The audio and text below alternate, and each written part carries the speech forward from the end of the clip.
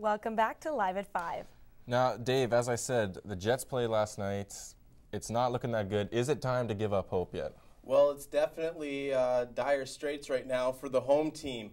With just 5 games left in the regular season, the postseason is slipping further away from the Winnipeg Jets. They were in action last night against the league-leading New York Rangers, trying to keep their playoff hopes alive. The Jets were 8 points out of 8th place behind the Buffalo Sabres heading into this one, and needless to say, they were looking for a win. Pick it up in the second period. Scary moment for the Jets as Evander Kane is taken awkwardly into the boards by Brian Boyle. He would be okay. Looked nasty, though. Moments later, it's Spencer Mahacek from a wide angle somehow gets it past Henrik Lundqvist. Mahacek has 7 points in 8 games with the Jets this season. 1-0 Jets. Still in the second, it's Blake Wheeler with the dandy spin move.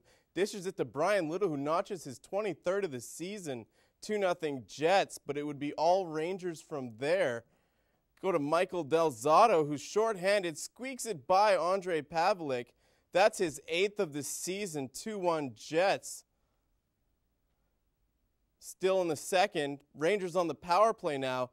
It's Captain Ryan Callahan picking up Marian Gabourik's rebound, tying the game at 2 apiece going into the third period.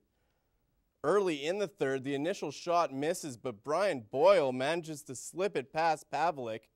Another soft goal, 3 unanswered by the New York Rangers.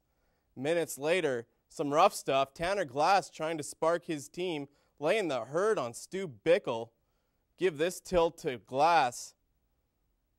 Midway through the third now, Alexander Burmistrov hauls down Mark Stahl. Not much doubt about that. He will go for 2. Ensuing power play, Marian Gaborik feeds Derek Stepan, who nets his 17th of the season for the Rangers. 4-2 your final. The loss all but eliminates the Jets from playoff contention. They have just 0.08% chance of making the postseason this year. Here's a look at the games coming up tonight.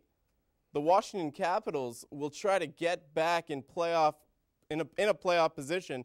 They're taking on the Bruins in Boston. The St. Louis Blues will try to increase their lead atop the league standings as they face the Blackhawks in Chicago. Meanwhile, the Florida Panthers have just 1 regulation loss in their last 10 games. They'll try to extend their lead in the Southeast Division, taking on the Minnesota Wild. Finally, the San Jose Sharks and Phoenix Coyotes are in a division battle for 8th place. The Sharks are just 1 point ahead of Phoenix for that final playoff spot. Other news in the NHL: after one of the worst regular seasons in recent franchise history, the Montreal Canadiens have fired general manager Pierre Gauthier after just 2 seasons with the team. The East's worst Canadiens season seemed doomed from the start as they opened the season losing 3 straight for the first time since 1938. A coaching change could not spark the Habs as Gauthier named Randy Cunningworth interim head coach in mid-December to replace Jacques Martin. Gauthier was promoted to GM in 2010 after Bob Gainey stepped down. The Canadiens have not yet named the replacement for Gauthier. WHL playoff quarterfinal action now. The Brandon Wheat Kings will try to close out their series against the Calgary Hitmen tonight. The Wheaties took a commanding 3-1 lead in the series after defeating the Hitmen 3-1 on Tuesday night. Brandon's Ryan Putlock, Mark Stone, and Alessio Barteggia all notched goals in the win. Puck drop is 7 o'clock at the MTS Center. Over to the CFL, where the Winnipeg Blue Bombers have locked up a key player in their defense, just a week after he said he was done with the organization. Import cornerback Jovan Johnson posted on his Twitter account, quote, "This looks like it'll be my last season in blue and gold. I love my fans. I hope wherever I end up, I'm loved." Despite the tweet, Johnson says he will play for the Bombers in 2012. This will be the 28-year-old's 5th year with the team. Last year, Johnson was a CFL All-Star for the 2nd straight season and an East Division All-Star for the 3rd straight season. The 5'9" Erie, Pennsylvania native currently sits 3rd all-time on the CFL's career touchdown return list. The news comes just a day after the Bombers announced that they have signed wide receivers Keto Pobla and Corey Watson to contract extensions. On to the NFL, where Commissioner Roger Goodell says he could discipline the 22 of 27 players involved in the New Orleans Saints scandal as soon as Friday, but is still determining proper punishment. Goodell is awaiting a recommendation from the NFL Players Association on how to handle the situation. Earlier this month, news broke that the Saints placed bounties on players of opposing teams. Goodell says members of the Saints enthusiastically embraced executing plays that were meant to injure players. Finally, baseball action in Japan this morning.